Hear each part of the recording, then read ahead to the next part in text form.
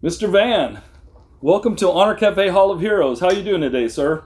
I'm doing fine today, thank you, sir. So we're at the Huntsville Museum, my favorite place besides Honor Cafe, and we're here at a display that we'll show pictures of here later, but it's a Native American display, so we're going to talk about that. But first and foremost, where are you from, sir?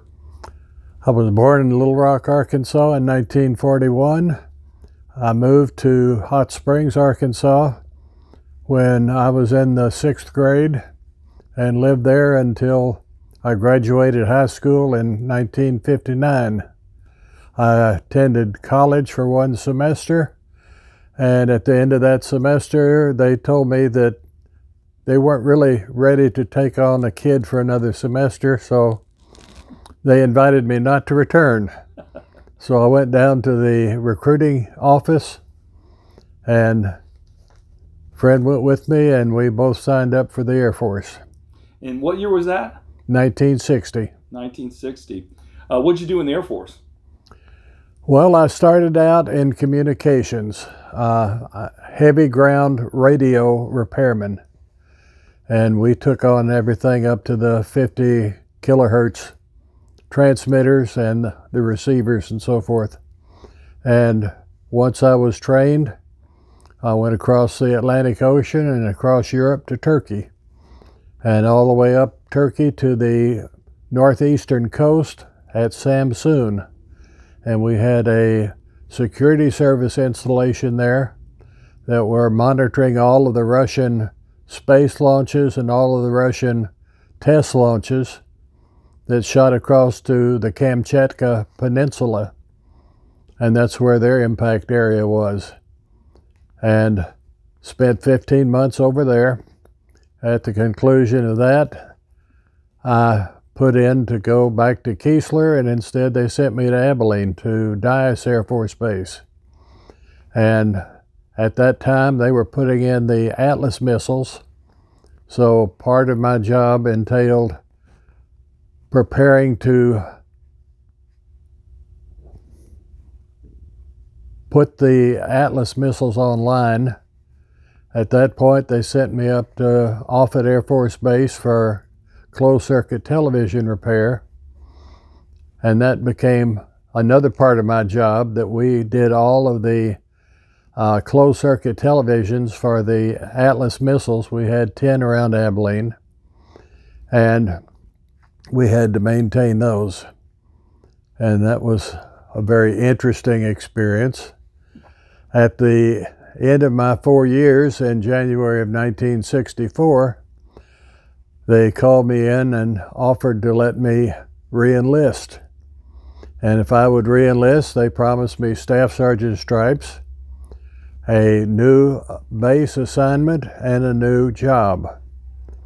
And I said, what is the new assignment going to be as far as my job? And they said, outdoor cable splicer.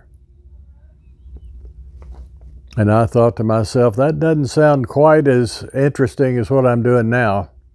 So then I said, where are you going to send me?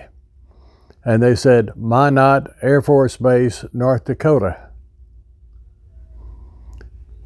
And at that time, I told the guy, I said, I hope you got a big jar of Vaseline to wrap around those Staff Sergeant stripes. Otherwise, it's going to burn you pretty bad when you stick them up your butt. I am not going to re-enlist. Wow. So a lot of people, they don't realize how serious the Cold War was, and the stress and everything that was going on then, especially in light of, the past 20 years. But it was probably some stressful times or interesting times when you were in Turkey, I imagine.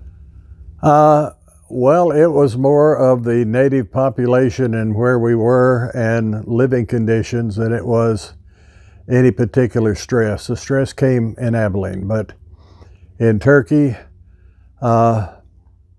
very primitive area, although it was the chief tobacco exporting harbor in Turkey. And it was to the point where we were infidels, and we were friends, but as far as the population went, we were infidels. And so all of the girls and the women would veil their face when we walked past them down at the marketplace. The kids would be friendly as long as we had cigarettes or chocolate to pass out. If we didn't, they'd throw rocks at us as we went past them. Wow. A very interesting situation that way. It was such a small base, we had no dependents. The base exchange was very, very small because all of the dependent type stuff was not there. But the base itself was pretty well staffed and attended, and all of the workforce was hired by the Tum Paine Company out of Germany. So in the dining hall, we had German chefs preparing the meals. We had an Italian pastry chef, and the Turks did all of the KP.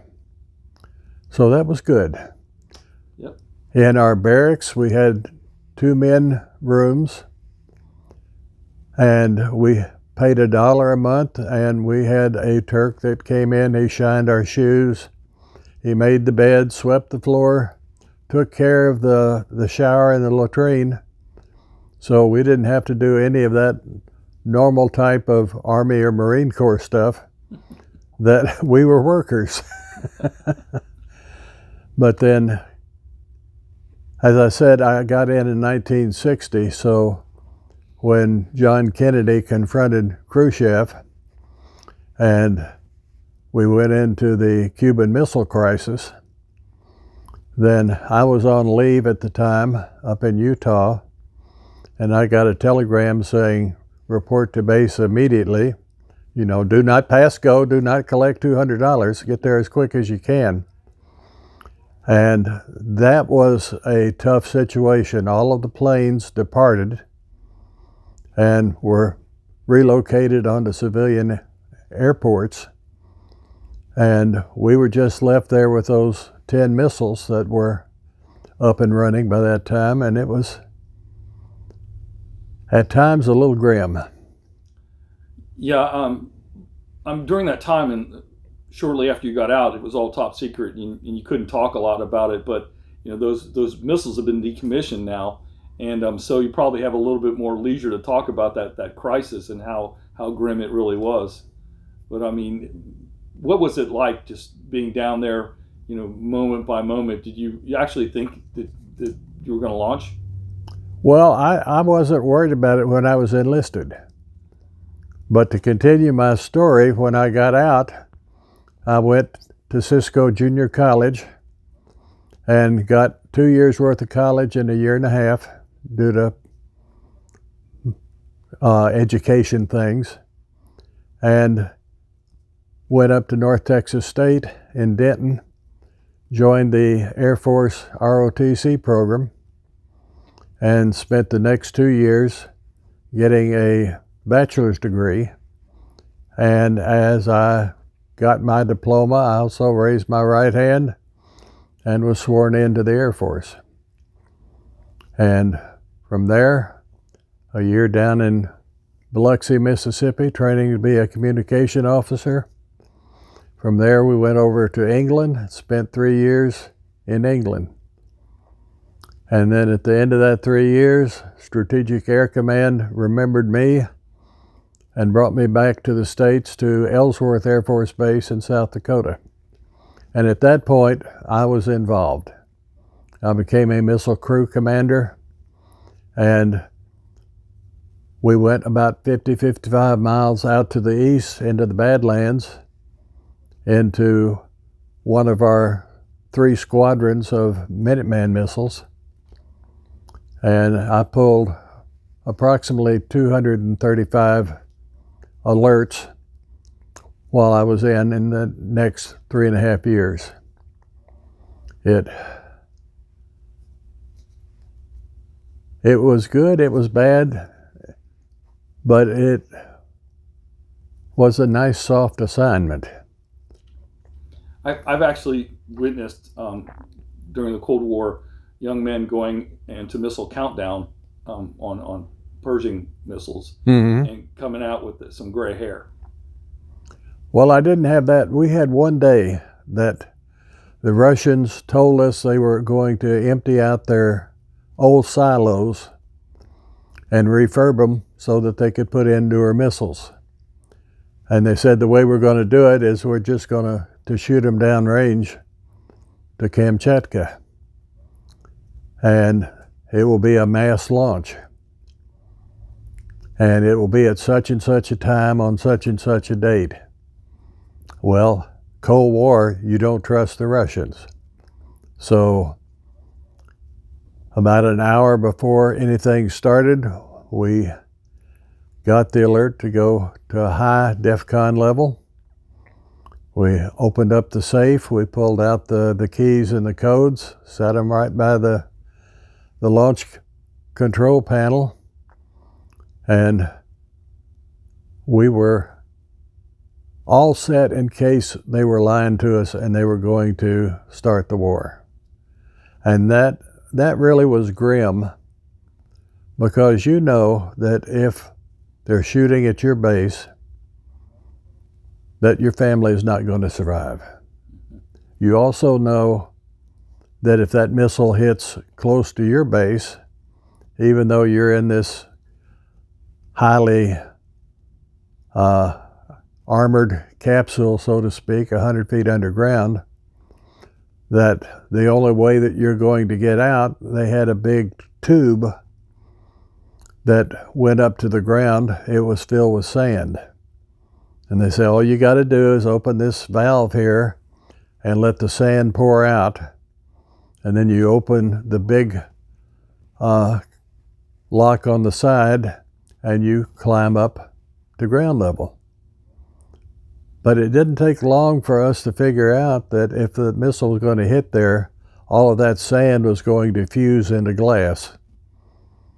And so we knew that if we were shot at, we were not going to survive either.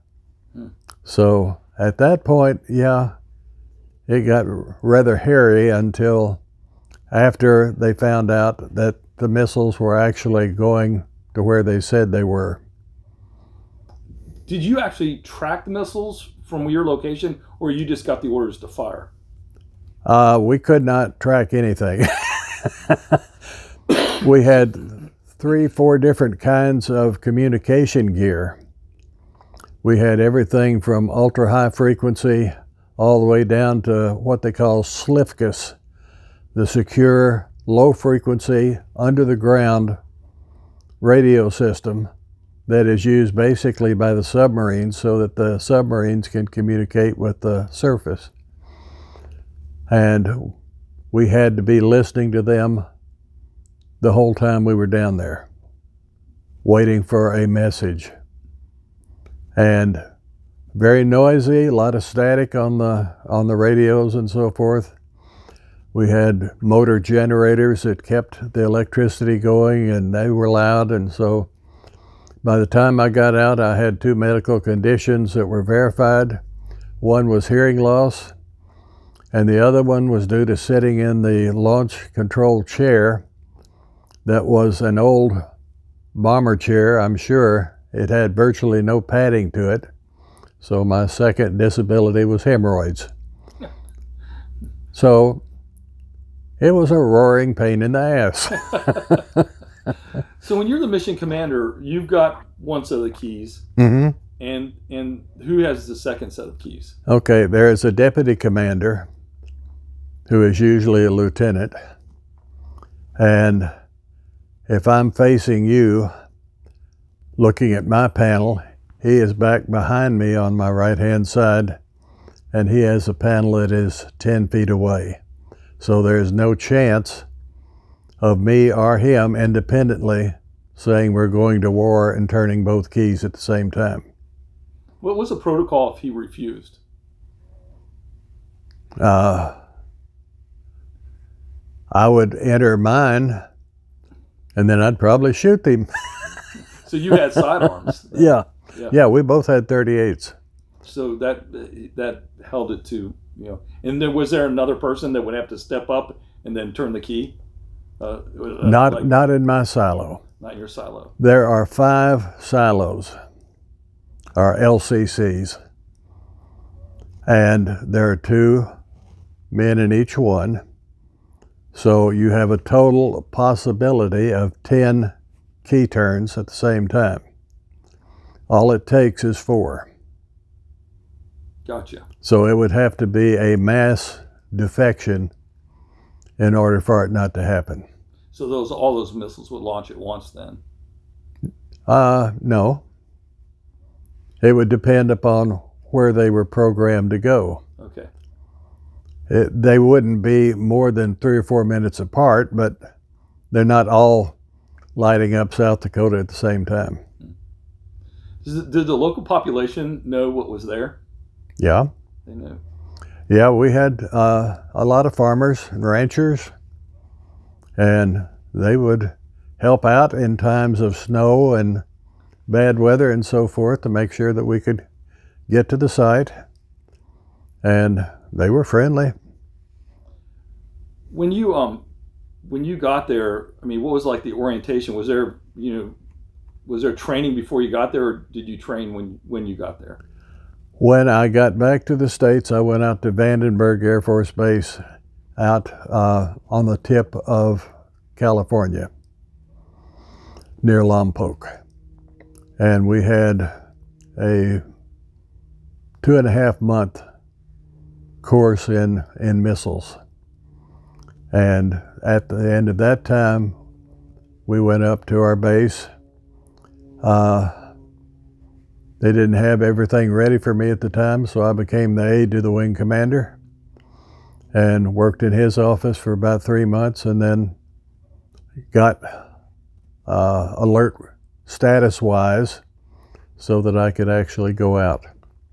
Was there a time, besides that Russian launch and the Cuban Missile Crisis, that it was very stressful that we in the civilian population didn't know about?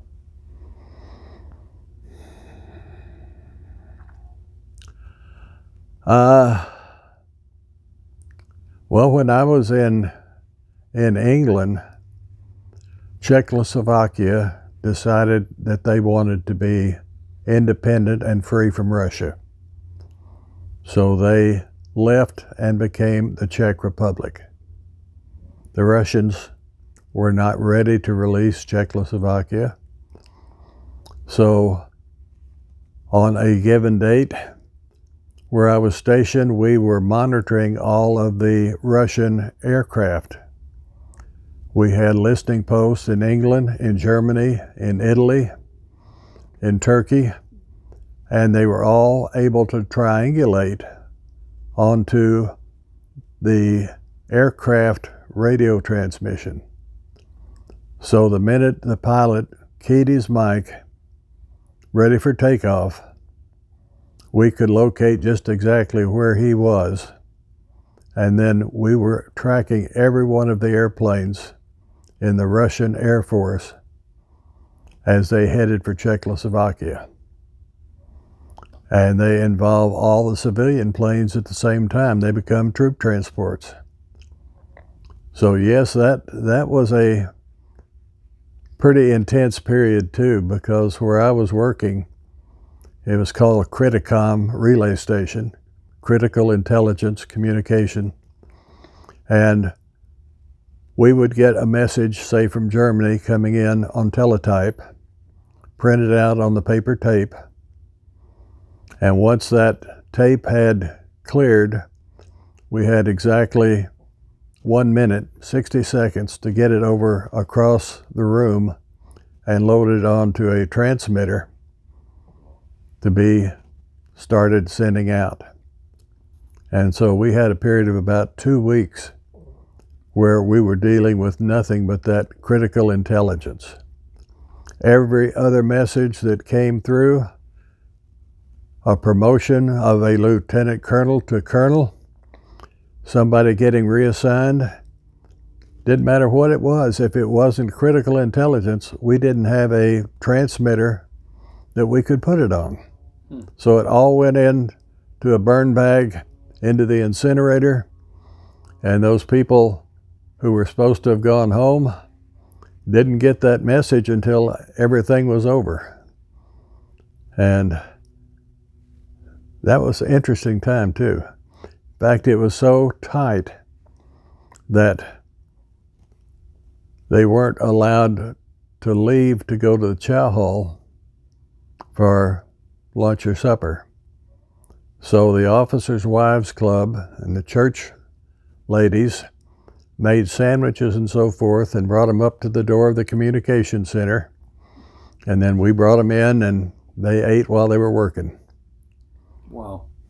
I don't think people realized at that time how well prepared or how robust the mission was as far as the Soviet Union went to go to war with the West. I mean, it was, and they had Pershing nuclear missiles in Germany at that time, correct? I do believe they were there. They were there in the 60s, I think. Yeah. Which side of the curtain are you talking about? We had Pershing nuclear missiles. Oh, yeah. Yeah. And had them in Turkey, too. Yeah. And that was part of the agreement between Kennedy and Khrushchev, that if they took out the Pershing missiles, then the Russians would take out the missiles that were in Cuba. And they were already programmed to come out of there anyway. That was I think that was the win-win. So yeah. when we decommissioned the Atlas rockets, we didn't send them downrange like the Russians did. No, no. Did you ever test fire one of those missiles, the Atlas missiles? I was present out in Vandenberg when they did test one. And it went into the Bikini Atoll. And in fact, out there was a 55-gallon drum anchored out in the middle of the atoll. And we were told that the warhead could actually splash water onto that 55-gallon drum. That's remarkable, especially with the technology back then. Were those rockets, were they liquid or solid fuel? Ours were solid fuel up in South Dakota. Okay. Now in Abilene, they were liquid oxygen and so forth. We didn't have any problems when ours went up to be fueled, but out at Whiteman in New Mexico, they had one up topside being fueled and a lightning bolt hit it. And it wasn't a nuclear explosion, but it was definitely a scratch your head type situation they had to clean up. Before my deployment to the Pershing missile unit in Germany, they burned, a missile caught fire and it melted in a town, in a German town. Mm-hmm. Melted the carrier and everything. And the Germans were freaking out because they actually thought there was a warhead on it when Mm-hmm. there wasn't. Mm-hmm. But that incident caused such reverberations that we were locked down. We weren't allowed to deploy, Mm-hmm. which was fine for the enlisted. They didn't want to go out anyway. But yeah, we weren't allowed to move those missiles out for over a year. Mm-hmm. And it was because it was touchy back then. That's very, very interesting, and it's a story that a lot of people don't realize, what was going on. Well, so, you are deploying your missiles as a mobile unit, whereas we were fixed in place. Yeah, so I see on the your Native American set over there. I see the missile emblem, and we're going to show pictures of that in a minute. But I want you to talk about this, and I'm gonna move the camera over here just a little bit so you can see it a little bit more. So let's talk about the Native American display and what that is all about.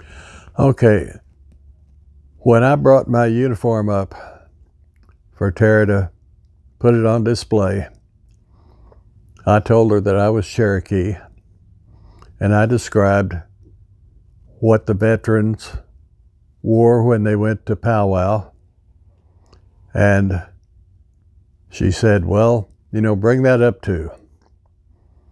So I brought it up, but even though it's there on the uniform now, I never wore it when I was in uniform. Make that perfectly clear.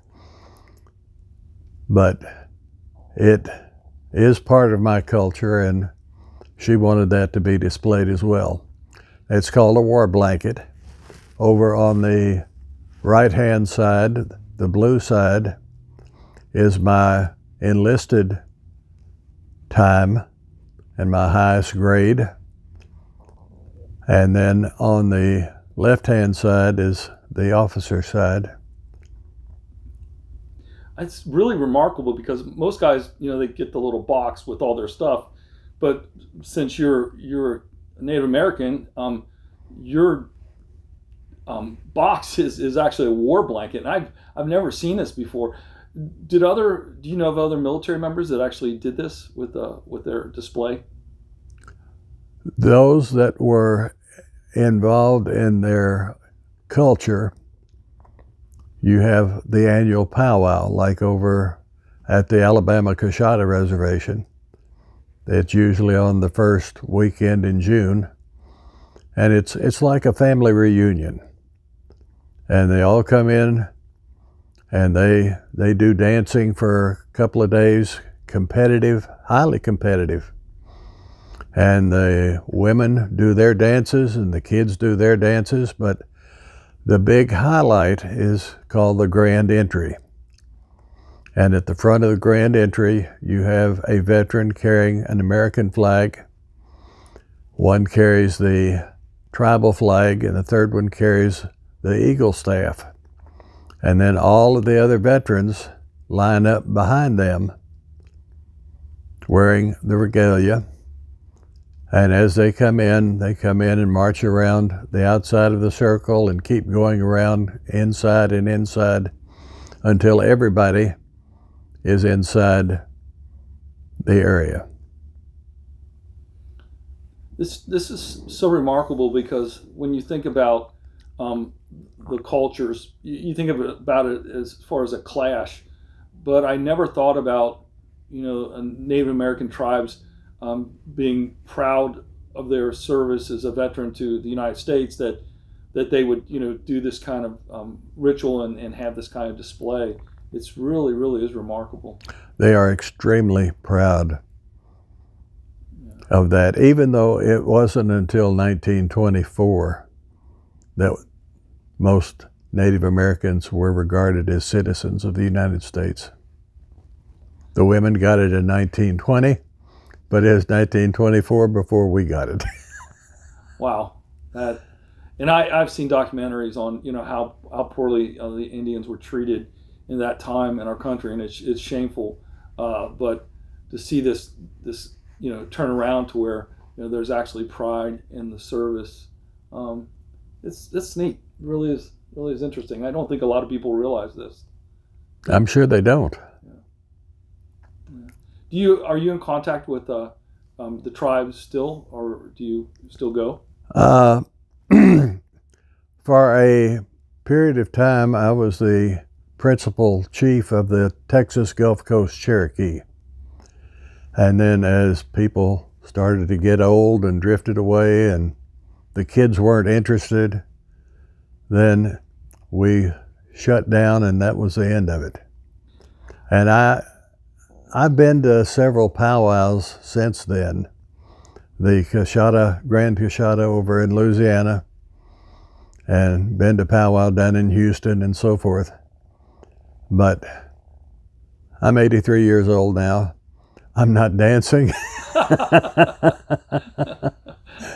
You look good for 83. Yeah. I think you could be president. Probably a better president. Well, let this be edited out. Yeah. No.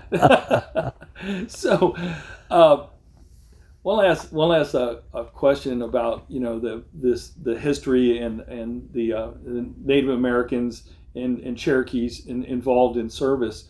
I know this is probably just Hollywood, and I don't even know if you know this, but I've seen movies where the Native Americans were assigned to communication units because it would drive the Germans nuts, because they would speak in their native language back and forth, and the Germans, had no idea what was going on. Neither did the Japanese. So they did do that. They did do that. In fact, we have part of it in a display over there for World War II. Wow. But there were 16 nations involved. The Cherokee, the Choctaw, the Chickasaw, along with the Navajo and the Zuni and the Hopi and those out in the Southwest. But they were all involved in the code talking as early as World War I. I never knew that. That's more history that is just remarkable. But you have one of them at headquarters and one of them out at the field. And he would have an American escort with him. But neither the Japanese nor the Germans had any connection with the Native Americans of America, and so they did not have any idea of their language. And so that you could go out there and he would see a column of troops advancing through the jungle, and he would just talk in plain language back to headquarters, and the Indian on that end of the line would tell the commander what was going on.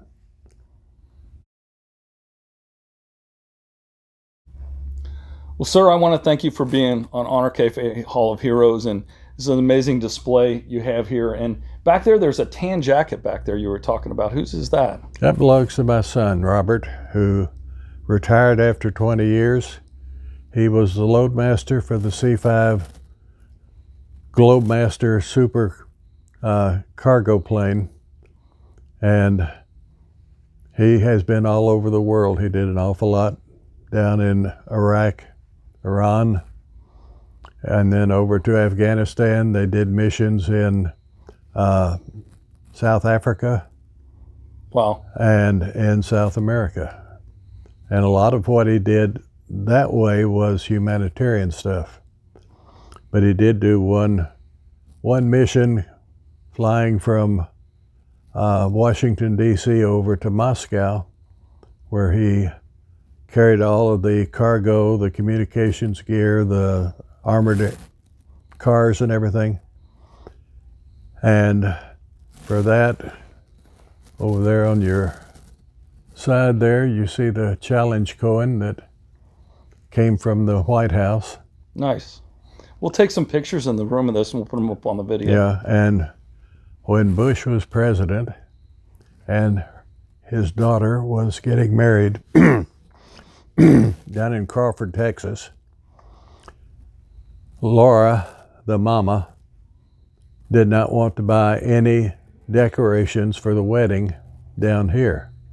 So she bought everything ahead of time up in Washington, D.C., including flowers, and his job was to bring all of that wedding setup down to Crawford. That's a little things you never would think or you don't know. So, sir, what's your name in Cherokee? Gola Agugu. And what does that mean? Winter owl. Winter owl. And that was given to me by my grandmother. Well, Winter owl, thank you for being on Honor Cafe Hall of Heroes. And we want to thank you again for tuning in and watching this remarkable video and hearing this remarkable history. Thank you very much. You're welcome.